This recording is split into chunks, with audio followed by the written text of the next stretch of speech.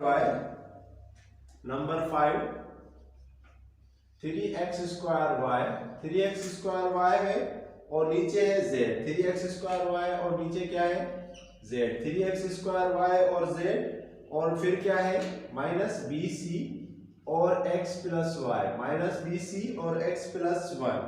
ठीक है, तो हमें फाइंड करना है व्हेन x बराबर है 2 के, x बराबर है 2 के, y बराबर है -1 के, y बराबर है -1 के और जो z है वो बराबर है 3 के और b बराबर है 4 के और c बराबर है 1/3 के। तो ये हमारे पास वैल्यू है। हमने इस वैल्यू के अंदर जो है ये जो हमारे पास जो वैल्यू है ये पुट करेंगे और हमें अपना जवाब निकालना है। तो देखें किस तरह, बहुत ही आसान है। 3 वैसे का वैसा, x² है तो x² मतलब x की जगह पर वैल्यू क्या 2, तो 2 का स्क्वायर हम कर देंगे। y की जगह पर वैल्यू क्या है -1, तो भाई -1 रख ले। ठीक है, और z की वैल्यू क्या है, z की वैल्यू है 3, तो वैसे का वैसा रख ले। -bc, अब b की वैल्यू हमारे पास क्या है 4 और c की वैल्यू क्या है भाई 1/3।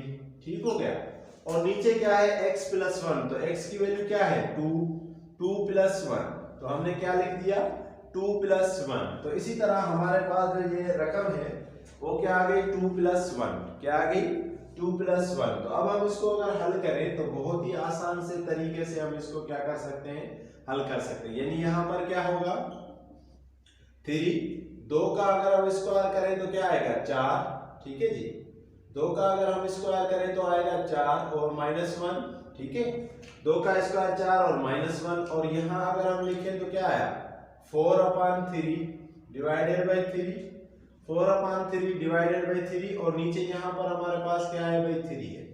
नीचे हमारे पास क्या है 3 है, नथिंग एल्स। जो कुछ हमारे पास जैसा था हमने वैसे का वैसा लिख दिया। अब देखें हमारे पास क्या है 3 वैसे का वैसा।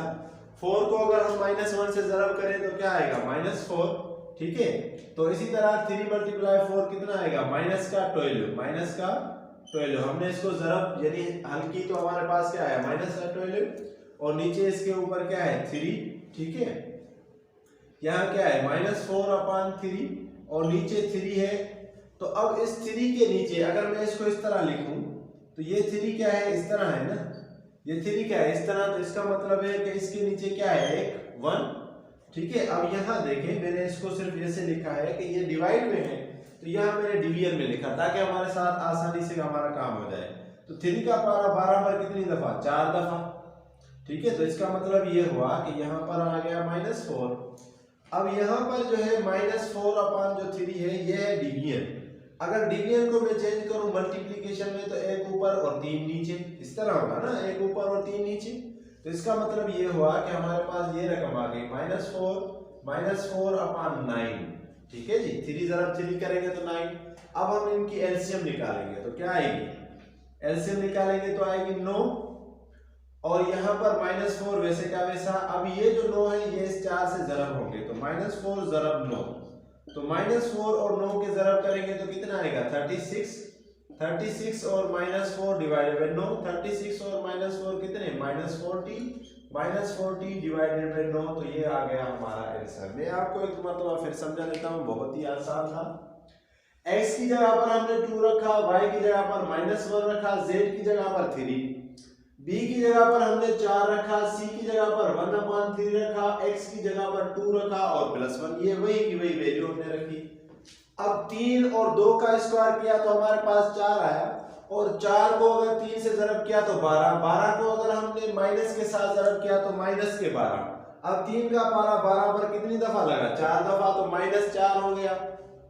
यहाँ हमने क्या किया 4 को एक के साथ ज़रब किया तो 4/3 और 2 + 1 किया तो 3 आ गया। फिर हमने और कुछ नहीं किया, यहाँ जो है हमने इस रकम को हमने इस तरह लिखा है डिवीजन के अंदर ताकि हम इसको जब चेंज करें या वैसे भी आप इस 3 को अगर ऊपर ले जाएंगे तो ये 3 ज़रब 3 हो जाएगा। तो 3 ज़रब 3 कितना होगा 9, तो 9 आ गया। तो यहाँ हमारे पास -4 और यहाँ हमारे पास -4/9। अब हमने इनकी एलसीएम ली तो आई 9, क्योंकि यहाँ पर क्या होता है नीचे 1 होता है, इन दोनों को ज़रब कर दें तो 9 आएगा। अब जब 9 आया तो 9 का पारा 9 पर जो है, यानी 1 का पारा 9 पर जो है वो तो 9 दफा लगेगा ना, तो 9 को 4 से ज़रब करेंगे तो 36, और 9 का पारा 9 पर 1 दफा, तो 1 और 4 को ज़रब किया तो -4, सो -36 और -4 हो गए -40 डिवाइडेड बाय 9। इसी तरह हमारी ये यानी कि 5 इसके पार्ट हो गए। अब हम चलते हैं इसके यानी कि दूसरे सवालों के ऊपर, ठीक है। तो बहुत ही आसान था, आप इसको भी देख लें। अब चलते हैं इसके दूसरे सवाल के ऊपर। देखें सवाल नंबर दूसरा जो इसका है बहुत ही आसान है, बहुत ही इजी। सवाल नंबर दूसरा जो इसका है कि if P of x, question number 2, if P of x जो है वो हमारे पास क्या है, वो जो है हमारे पास है जी x 2x4 plus 3x cube, 2x4 plus 3x cube minus x minus 5, ठीक है। then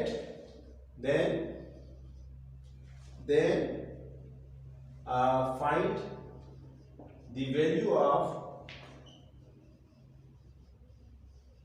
p minus 2, ये हमने मालूम करना है। बहुत ही आसान सा सवाल है, बहुत ही मामूली छोटा सा सवाल, कुछ भी नहीं है। जहां जहां पर x है वहां पर हमने क्या करना है, -2। आइए देखते हैं सॉल्यूशन इसका, बहुत ही आसान है।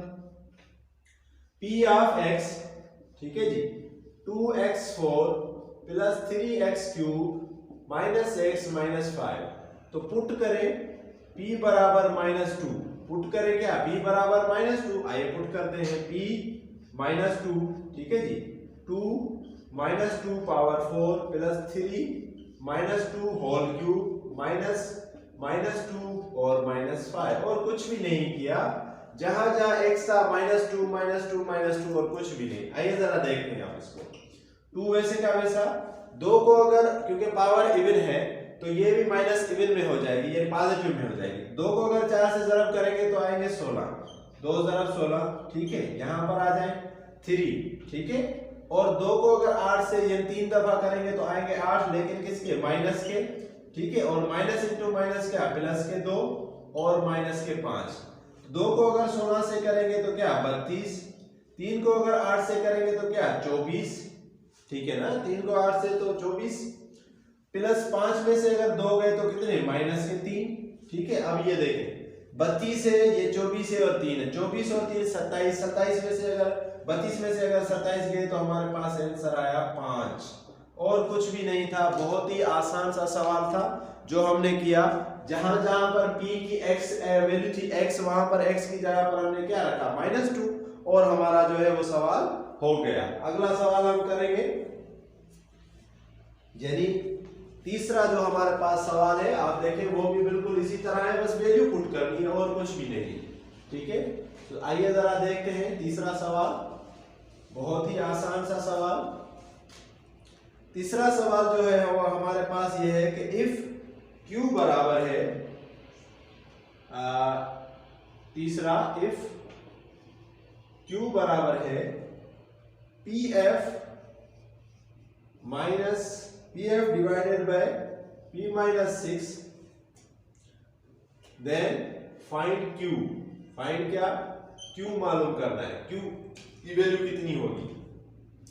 जब हमारे पास व्हेन P की वैल्यू हमारे पास गिवन है वो है 10 और F की वैल्यू जो है वो है 30, तो बहुत ही आसान सवाल है, कुछ भी नहीं है, बस वैल्यू पुट करते जाएं और जवाब लेते जाएं। तो देखें बहुत ही आसान से हम आसानी के साथ हम इसका सवाल का जवाब जो है वो हम निकालेंगे। आप देखें सबसे पहले हम क्या रखेंगे, वही एक्सप्रेशन Q बराबर PF और P माइनस 6, ठीक है जी।